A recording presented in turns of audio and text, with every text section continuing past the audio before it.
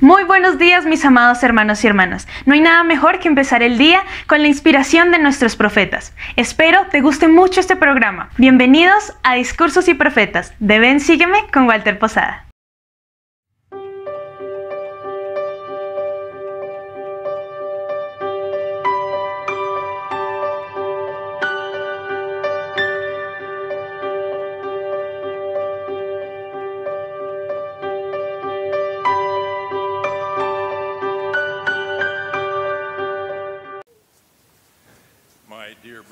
Mis amados hermanos y hermanas, una carta que recibí hace un tiempo presenta el tema de mi discurso. La autora estaba considerando casarse en el templo con un hombre cuya compañera eterna había fallecido. Ella sería su segunda esposa. Y hacía la siguiente pregunta: ¿en la próxima vida podría tener ella su propia casa? ¿O tendría que vivir con su esposo y la primera esposa de éste? Solo le dije que confiara en el Señor. Continúo con una experiencia que escuché de un colega de confianza, la cual comparto con su permiso. Tras la muerte de su amada esposa y madre de sus hijos, un padre se volvió a casar. Algunos de los hijos adultos se opusieron al nuevo matrimonio y buscaron el consejo de un pariente cercano que era un respetado líder de la iglesia. Después de escuchar los motivos de sus objeciones, que se centraban en las condiciones y las relaciones en el mundo de los espíritus o en los reinos de gloria que siguen al juicio final, este líder les dijo: están preocupados por las cosas equivocadas. Deberían preocuparse por si ustedes llegaran a esos lugares. Concéntrense en eso. Si llegan allí, todo será más maravilloso de lo que puedan imaginar. ¡Qué enseñanza tan reconfortante! Confíen en el Señor. Por las cartas que he recibido, sé que a otros les preocupan algunas preguntas sobre el mundo de los espíritus, en el cual habitaremos después de morir y antes de resucitar. Algunos suponen que en el mundo de los espíritus se mantendrán muchas de las circunstancias y problemas temporales que experimentamos en esta vida terrenal. ¿Qué sabemos realmente acerca de las condiciones en el mundo de los espíritus? Creo que el artículo de un profesor de religión de BYU sobre este tema está en lo correcto. Dice: cuando nos preguntamos qué sabemos sobre el mundo de los espíritus por los libros canónicos, la respuesta es no tanto como solemos pensar. Por supuesto, sabemos por las Escrituras que después de que nuestro cuerpo muere, continuamos viviendo como espíritus en el mundo de los espíritus. Las Escrituras también enseñan que ese mundo de los espíritus está dividido entre quienes han sido rectos y justos durante la vida y quienes han sido inicuos. También describen cómo algunos espíritus fieles enseñan el Evangelio a los que han sido rebeldes o inicuos.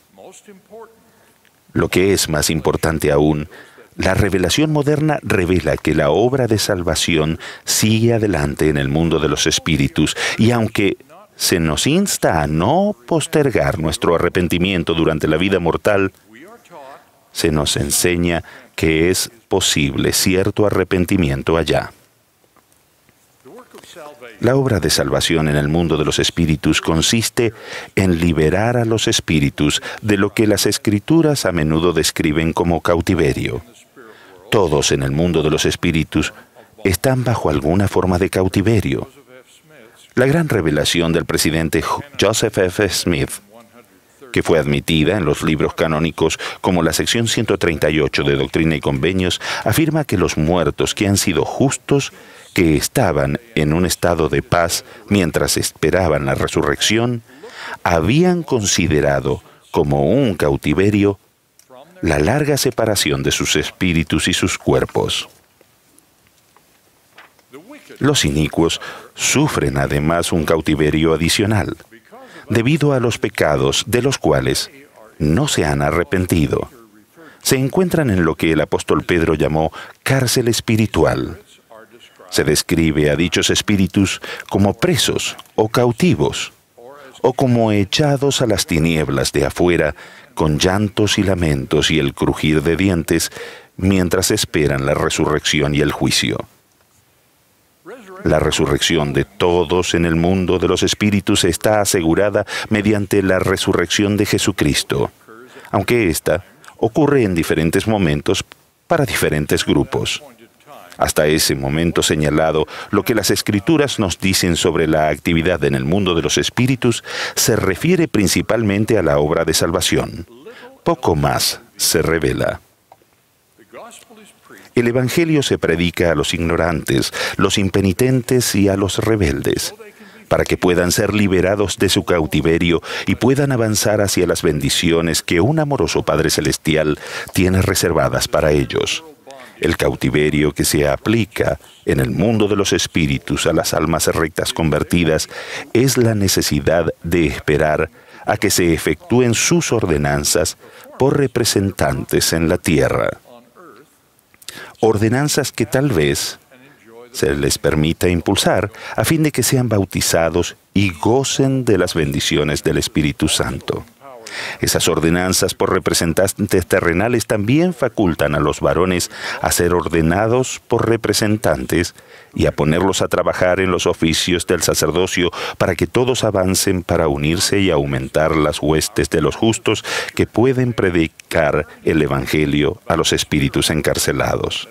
Más allá de estos conceptos básicos, nuestros libros canónicos contienen muy poca información en cuanto al mundo de los espíritus que viene después de la muerte y precede al juicio final.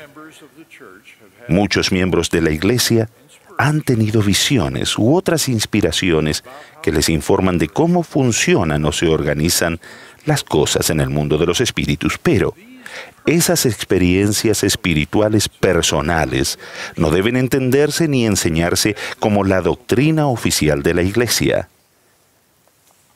Y desde luego, abundan las especulaciones por parte de miembros y otras personas en publicaciones y libros sobre las experiencias cercanas a la muerte. En cuanto a todo esto, es importante recordar las sabias advertencias de los élderes D. Todd Christofferson y Neil L. Anderson en mensajes de conferencias generales anteriores. El élder Christofferson enseñó: se debe recordar que no toda declaración que haya hecho un líder de la Iglesia, pasada o presente, necesariamente constituye doctrina.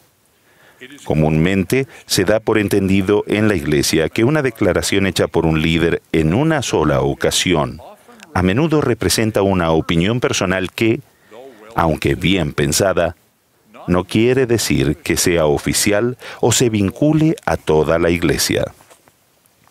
En la conferencia siguiente, el élder Anderson enseñó este principio. Todos los 15 miembros de la primera presidencia y el quórum de los 12 apóstoles enseñan la doctrina. No está escondida en un oscuro párrafo de un discurso. La proclamación sobre la familia firmada por todos los 15 profetas, videntes y reveladores es una maravillosa ilustración de ese principio. Más allá de algo tan formal como la proclamación sobre la familia, las enseñanzas proféticas de los presidentes de la Iglesia, confirmadas por otros profetas y apóstoles, también son un ejemplo de esto. En cuanto a las circunstancias en el mundo de los espíritus, el profeta José Smith dio 2 enseñanzas cerca del final de su ministerio que con frecuencia las han enseñado sus sucesores. Una de ellas es su enseñanza en el sermón de King Follett, de que los miembros de la familia que fueron justos estarán juntos en el mundo de los espíritus. Otra es su declaración en un funeral en los últimos años de su vida. Los espíritus de los justos son exaltados a una obra mayor y más gloriosa en el mundo de los espíritus. No se hallan lejos de nosotros y conocen y entienden nuestros pensamientos, sentimientos y movimientos, y a menudo se afligen por ello. Entonces, ¿qué hay de las preguntas como las que mencioné antes sobre dónde viven los espíritus? Si esa pregunta les parece extraña o trivial, consideren muchas de sus propias preguntas o incluso las que se han sentido tentados a responder basados en algo que escucharon de otra persona en algún momento del pasado. Para todas las preguntas sobre el mundo de los espíritus, sugiero dos respuestas. Primero, recuerden que Dios ama a sus hijos y seguramente hará lo que es mejor para cada uno de nosotros. Segundo, recuerden esta conocida enseñanza bíblica que me ha sido de gran ayuda sobre una gran cantidad de preguntas sin respuesta. Confía en Jehová con todo tu corazón y no te apoyes en tu propia prudencia. Reconócelo en todos tus caminos y Él enderezará tus veredas. De forma similar, Nefi concluyó su gran salmo con estas palabras: Oh Señor, en ti he puesto mi confianza y en ti confiaré para siempre. No pondré mi confianza en el brazo de la carne. Todos podemos preguntarnos en privado acerca de las circunstancias en el mundo de los espíritus o incluso analizar en familia o en otros entornos íntimos estas u otras preguntas sin respuesta. Sin embargo, no enseñemos ni usemos como doctrina oficial lo que no cumple con los estándares de la doctrina oficial. El hacerlo no hace avanzar la obra del Señor e incluso puede desanimar a las personas a buscar su propio consuelo o edificación a través de la revelación personal que el plan del Señor proporciona para cada uno de nosotros. La confianza excesiva en enseñanzas personales o especulaciones puede incluso impedir que nos concentremos en el aprendizaje y los esfuerzos que sí aumentarán nuestra comprensión y nos ayudarán a avanzar en la senda de los convenios. Confiar en el Señor es una enseñanza habitual y verdadera en la Iglesia de Jesucristo de los Santos de los Últimos Días. Esa fue la enseñanza de José Smith, cuando los primeros santos soportaron severas persecuciones y obstáculos aparentemente insuperables.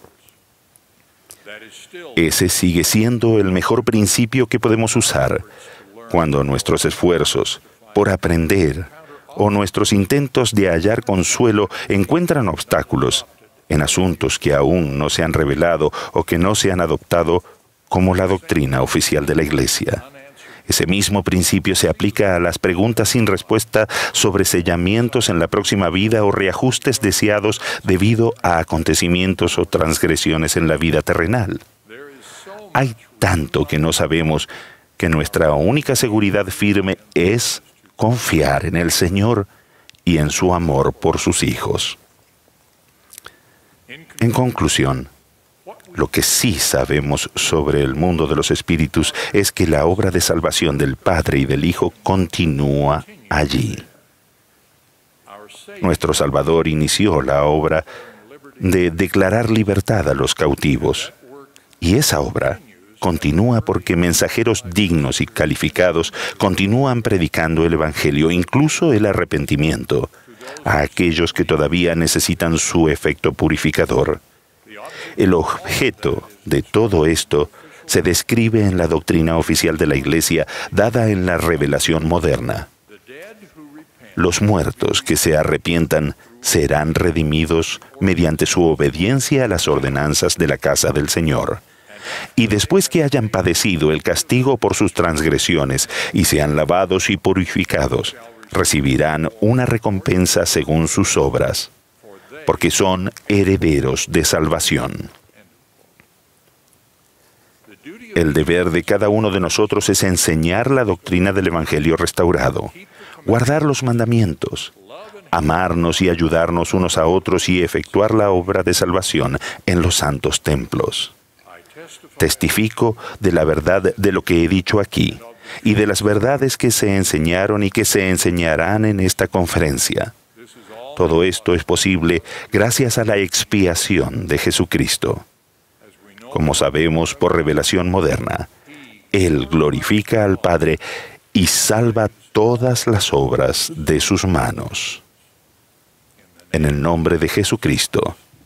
Amén. Espera, no te vayas todavía. Recuerda que tenemos muchos contenidos para ti. Elige el que más te gusta, aquí en Ven, Sígueme con Walter Posada.